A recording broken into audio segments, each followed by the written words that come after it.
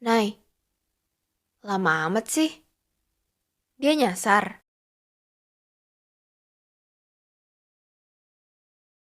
Udah deket kok katanya. Duh, Rin, makeup gue ketebelan gak ya? Gak, udah cakep kok. Lo deg-degan ya, Nay? Ih, lo pikir aja sendiri. Ini kan pertama kalinya gue ketemu dia. Santai kali. Kan udah sering chat, teleponan, video call. Masa seorang naik grogi sih? Ya, kan pakai hati, Rin. Ya grogi lah, gimana sih lo? Udah, tenang. Eh, tapi Nay, kalau cerita lo sama dia lo buku ini, kira-kira judulnya apa? Kalau gue kemarin kan, kata lo, kuas, kanvas, dan Karin kesepian. Kalau lo sama dia apa, Nay?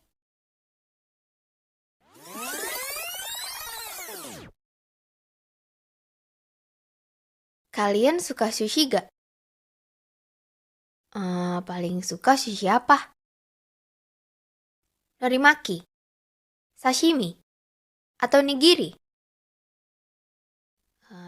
Kalau aku sukanya sashimi. Potongan daging ikan yang disajikan mentah dan sangat fresh.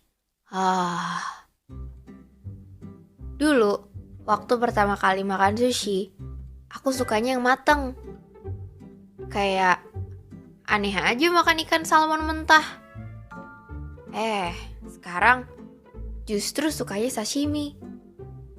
Lebih seger aja. Jadi nggak kenyang banget gitu.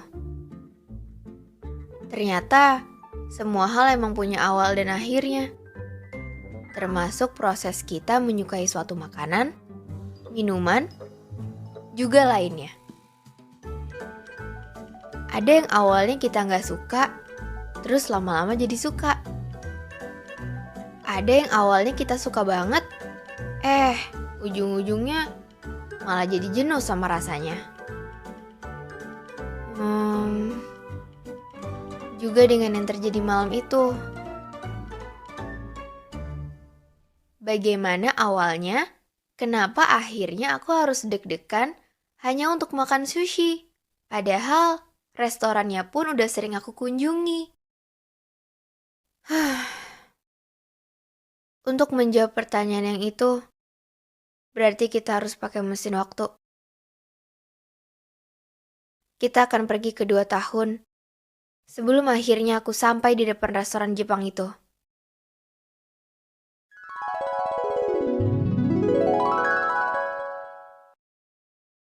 Semoga aku masih inget ya.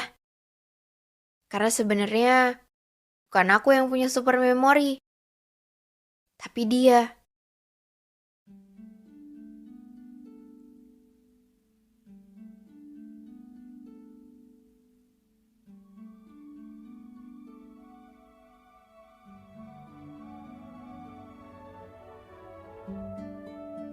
Aku ingat sekali hari itu di bulan Mei, bulan kelahiranku, yang tidak pernah istimewa.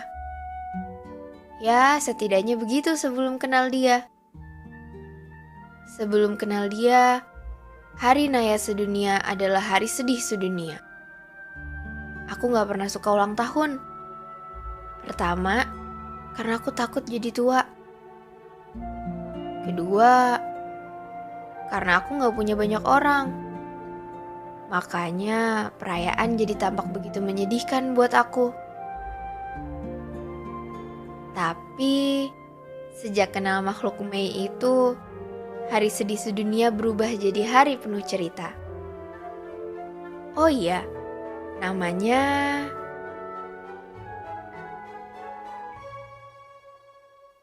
jalan apa toh, Mbak?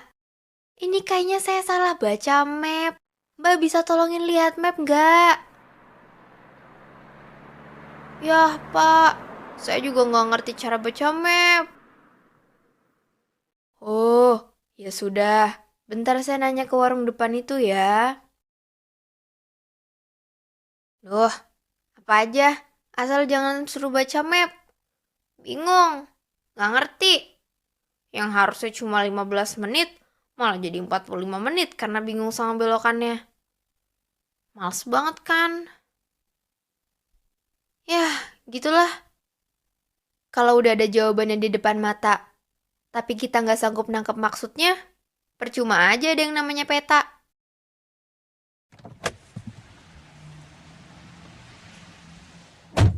Ternyata dah kelewat, Mbak. Itu tadi yang ada mobil putih parkir pinggir jalan. Sebentar tak muter dulu. Oh iya, gak kelihatan kayak coffee shop ya Pak. Kayak rumah orang. Ya, ndak apa-apa Mbak. Belum jauh kok kita muter aja. Huh, makin hari, makin bingung aja ngadepin realita. Kebanyakan mampir, bikin kita lama sampai tujuan. Tapi jalan lurus terus pun, bikin kita ngelewatin hal yang seharusnya kita lihat. Semesta emang penuh misteri. Aku bahkan selalu ngerasa bahwa semua yang ada di bumi itu hidup. Meskipun itu cuma jalan raya, halte, tempat sampah, lampu merah, juga cakwe yang masih hangat. Mereka juga bagian dari roda cerita kita. Yah, tapi kata Karin, sahabatku yang labil sekaligus pelin-pelan itu, dia bilang, aku terlalu ngawur. Kebanyakan baca buku fiksi. Tapi gak aku dengerin sih. Susah ngomong sama orang yang gak ngerti. Karin tuh terlalu normal. Terlalu gak aneh. Terlalu gak random deh pokoknya. Tapi cowok yang tertarik sama dia lebih banyak. Karena auranya kayak keibuan gitu. Anggun, dewasa, kalem. Yah, idaman deh pokoknya. Aku pernah sekali coba sehari jadi Karin. Tapi cuma bertahan sampai jam 9 pagi waktu beli bubur ayam buat sarapan. Susah jadi Karin. Dia jaiman.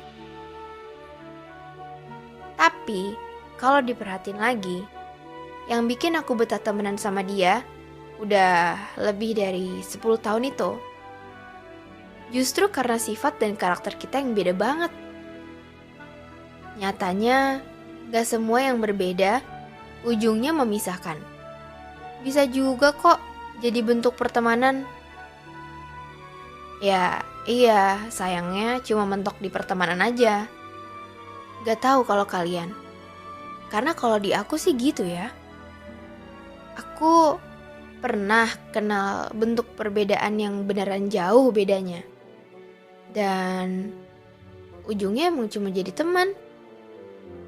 Maksudku cuma bisa jadi teman.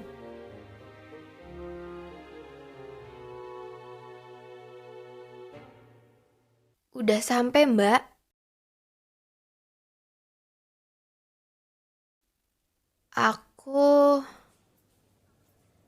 Aku mau pesen iced americano, tambah extra shot, sama 1 brown sugar. Itu kopi kesukaanku. Kalau suatu waktu kalian lagi bingung mau pesen kopi apa. Aku sendiri gak tahu kapan pastinya bisa suka kopi. Karena tadinya tuh gak banget deh. Dulu aku sukanya Matcha. Sempet lumayan lama tuh sukanya. Awalnya sama. Awalnya aku juga sama sekali gak suka sama yang namanya matcha itu. Aneh rasanya. Tapi I knew someone. Dia yang ngenalin aku sama matcha. Dia tahu kalau aku gak suka kopi, juga gak suka coklat. Terus dia suruh aku cobain matcha deh.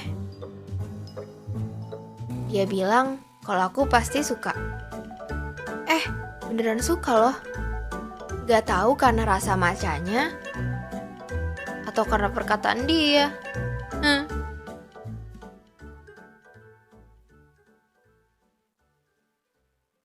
Nah, dia itu salah satu tokoh di ceritaku sebelumnya. Yah, cerita manusia kan gak cuma terdiri dari satu buku aja. Kebetulan, dia emang sempat mampir ke duniaku untuk menitipkan satu cerita yang sebenarnya aku suka. Suka banget.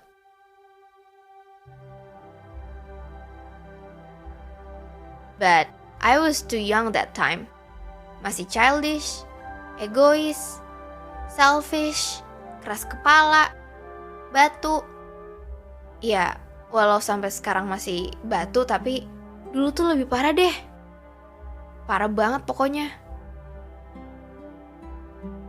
Udah gitu, aku sama dia harus LDR pula. LDR beda negara. Aku bener-bener gak bisa ngerti dia, dan aku ngerasa dia pun gak bisa ngerti aku. Makanya, kami gak ketemu-ketemu. Bukan karena LDR-nya, tapi karena aku sama dia udah gak bisa saling percaya. Jadi, ya gagal. Well, cerita yang ada dianya emang udah lama selesai. Tapi bab terakhir di dalam cerita itu ternyata punya dampak yang cukup besar di ceritaku yang berikutnya. Karena cerita yang sama dia juga lumayan lama timelinenya. 5 tahun. It's not gonna be that simple. Dari yang tadinya bisa bikin aku suka sama matcha, suka banget, sampai bikin aku benci sebenci-bencinya. Sampai gak mau ngeliat lagi ada gelas isinya warna hijau dengan tekstur creamy. But no. Rasa benci itu tetap gak sesederhana yang kubayangin. 5 tahun sama dia bikin duniaku jadi telanjur menyediakan ruang buat dia. Yang ketika dia pergi, tempat itu jadi gak berguna. Jadi kosong dan berdebu. Kelihatannya kayak gak masalah ya. Memang, karena yang jadi masalah bukan soal debu dan kosongnya. Tapi masalahnya adalah ketika dia pergi, ruangan itu tetap ada. Gak bisa dihancurin. Masih banyak barang-barang dia di dalamnya yang gak tahu harus aku apain. Gak tahu mau dikasih ke siapa karena gak ada yang mau nerima juga.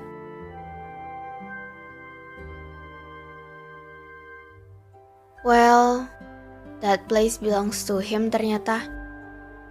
And it always will be.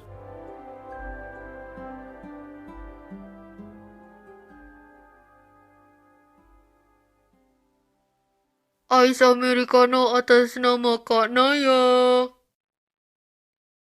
Thank you. Tadi sampai mana ya kita? Oh iya.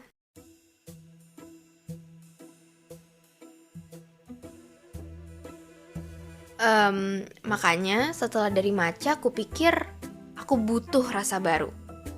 I need to find a new flavor. Tapi apa? Karena aku bisa bilang aku benci matcha, tapi faktanya aku emang suka banget sama rasanya. Aku suka rasanya yang kompleks, dengan aroma rumput yang lembut, juga manis, tapi masih menyimpan sentuhan pahit dengan akhir gurih yang menyenangkan. It is so good. Enak banget. It's just full of memories I don't want to remember. Not again. Otak kita butuh waktu untuk memproses segala jenis rasa yang kita terima. Aku cuma gak nyangka kalau waktunya akan selama ini. Jadi setiap kali diajak ngopi atau nongkrong di coffee shop, aku jadi cuma pesen iced tea atau hot tea. Gak pakai gula sama sekali. Karena urusan gula aja sebenarnya masih jadi bagian dari cerita dia. Iya, gula. Dulu aku suka banget sama es teh manis. Enggak. Kali ini sukanya bukan karena dia, ya emang suka aja karena siapa yang gak suka es teh manis, ya kan? Tapi, tokoh yang suka kasih kejutan itu memang pintar sekali buat kalimat yang aneh-aneh. Bayangin aja, setiap kali aku sama dia lagi makan di suatu tempat, dia selalu pesan satu minuman yang dia ciptain sendiri namanya. Es teh manis satu, yang sedang saja, yang penting setia. Iya, dia kayak gitu. Udah gitu suaranya gak bisa pelan. Seolah dia sengaja biar satu dunia tahu kalau yang namanya es teh manis aja juga harus setia.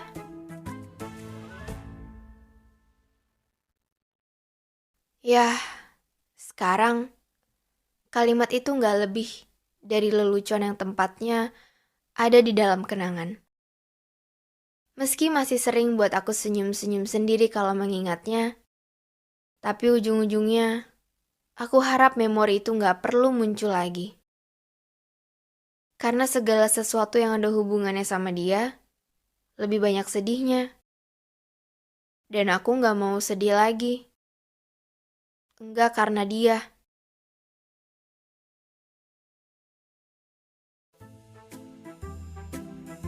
Bahasa Naya adalah sebuah serial podcast original Spotify yang berkolaborasi dengan Rintik Seduh.